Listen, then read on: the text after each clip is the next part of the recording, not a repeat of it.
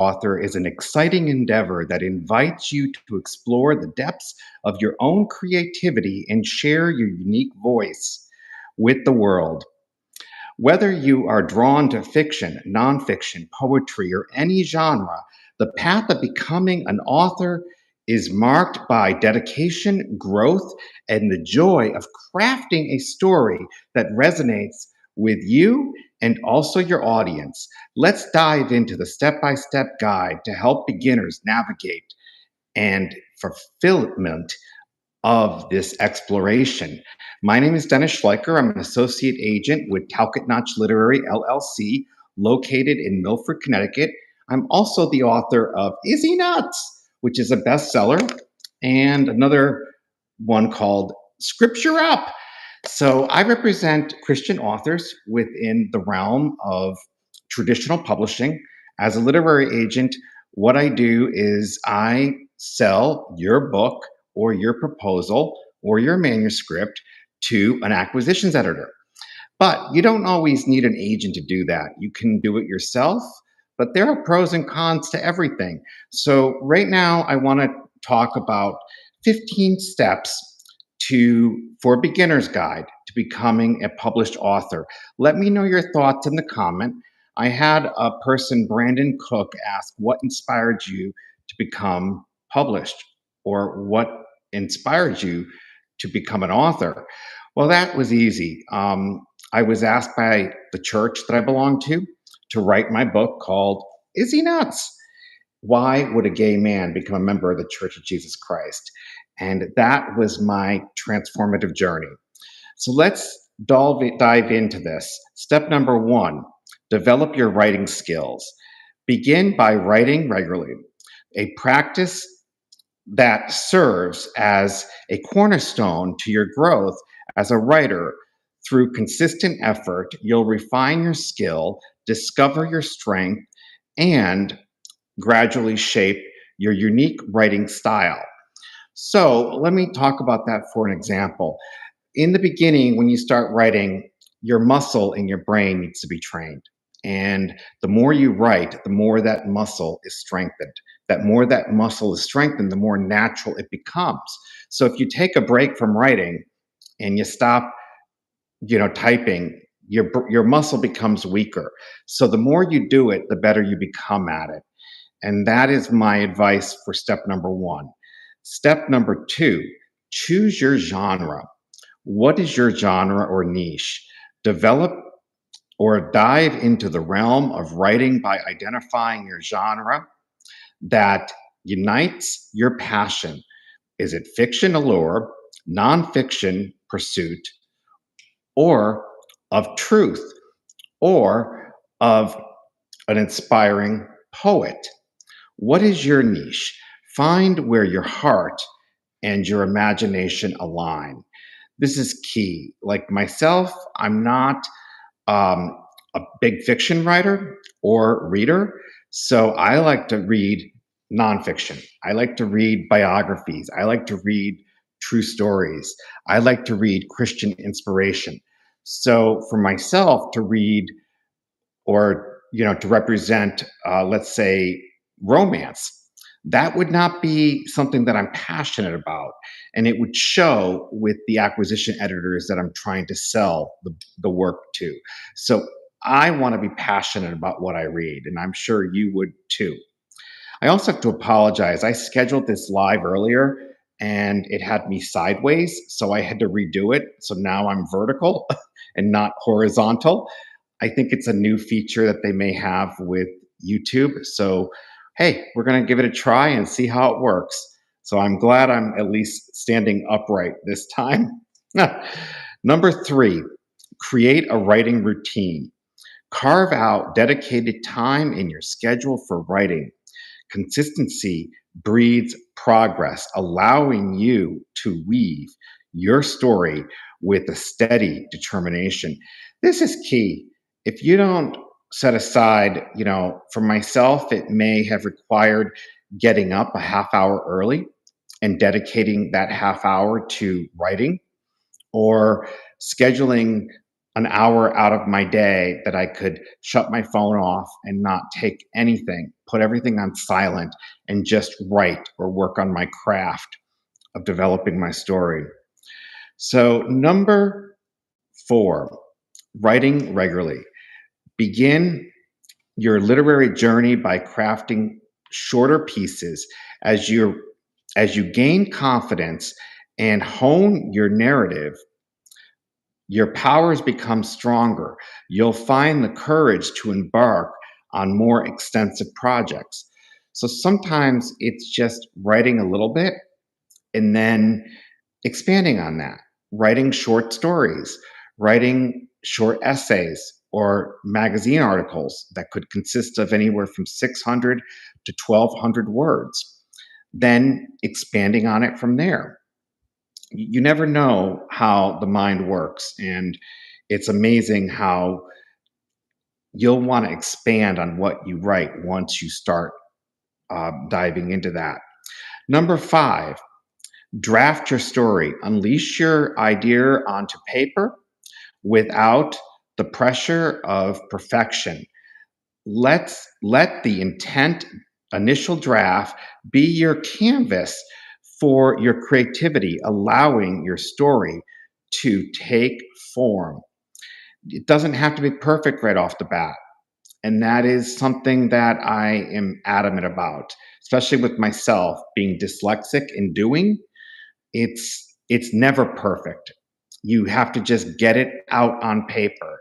You can always fix it later. It's not like it's published on the web or it's out there for everyone to see. It's just in your Word document on your computer. So that would be number five. Number six, revise and edit. The magic unfolds as you revisit your initial draft, refining it through meticulous revisions and skillful editing. This transformative phase shapes your narrative into the best version. Now, for me, it was also submitting my book to writing groups and getting their feedback, or asking women in church to read it and what was their feedback on the situation. However, I wasn't able to do this much because I was under contract with a publisher, and they said I wasn't allowed to share any of this book with anybody. So I had to let them share it um, to receive feedback. I wasn't allowed to do it because I was under contract. So keep that in mind. But not everybody is under contract when they're writing their first book. So, number seven, seek constructive feedback. Share your work with friends, family, or online writing communities. Constructive feedback not only refines your work, but it also fosters connections with fellow writers. This is huge because of the fact that you're developing relationships with people that may ask you for feedback in turn. And I apologize. When I was scheduling this, the sun wasn't angling this way. So there is a unique glare. So bear with me. But feedback is key. Um, Number eight, read widely. Immerse yourself in diverse literature, both within and beyond your chosen genre. This reading adventure expands your horizons and deepens your own understanding of the literary technique. So, example, um, you can niche down, I guess you could say. So, mine is my first book is a memoir. So, I may want to read other memoirs about conversions into the gospel of the church of Jesus Christ of Latter day Saints, or I could broaden out and I could read other conversions into Catholicism or um, different Judaism or other religions to basically gain a better understanding of how Christians work, because we're all Christian, doesn't matter. So, number nine, learn about publishing. Navigate the realm of publishing by researching traditional and self published avenues. Understanding your options empowers you to make informed decisions.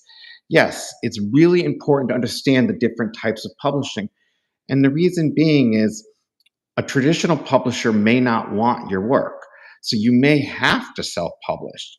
So it's important to understand your avenues of what you can do to get your work out there.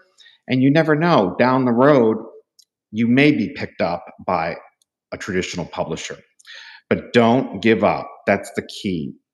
Number 10, submit to literary magazines. If your inclination leans towards shorter pieces, consider submitting your work to literary magazines.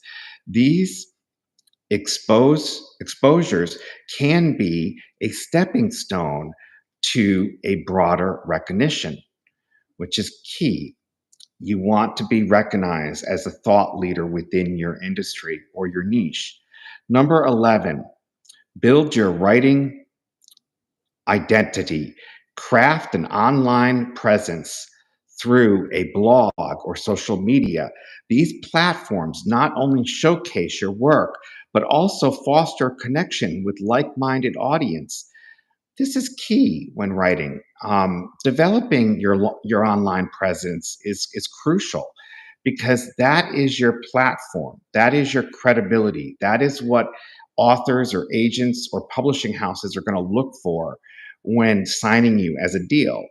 Or if you're going the untraditional route of self-publishing, I guess, uh, it doesn't matter what your platform is, but you want to make sure like all of your social media platforms are public, your Instagram pages are public, your your Facebook pages are public, because that's what's going to help broaden your brand. Number 12, continue learning. This is huge. Fuel your growth by participating in writing workshops, understanding, enroll in online courses, continue to develop or books on art, the art of writing. Learning is a lifelong compassion on this journey. Now, myself, 51 years of age, I've been in the publishing business since I was 34. So we're going on almost 20 years that I've been studying the art of writing. So much has changed. When I was 15 years ago, the writing industry is nothing what it is today. 5 years ago, the writing industry is nothing what it is today. So things have changed, and you have to be adaptable to that. Number 13 is handle rejection.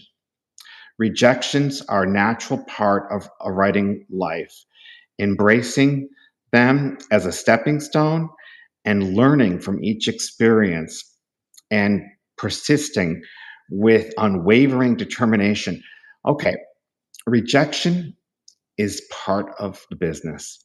I've been rejected even after I was hired or asked by my publisher to write a third book called Why I Stay. They rejected it. Cedar Fort rejected it after I submitted it. That was heart wrenching for me. But I've learned from that. I've learned from Why I Stay, that manuscript, and how I could become a better person from that. Which reminds me, I really should start working. I could start working on redoing that and selling it to a different publishing house. Number 14, stay persistent. Becoming an author is is a marathon, not a sprint. Dedicate yourself to your writing goals, evolving your craft with each word you pen, with your pen. This is key. You have to be persistent. Number 15, and this is my last step, celebrate your milestones.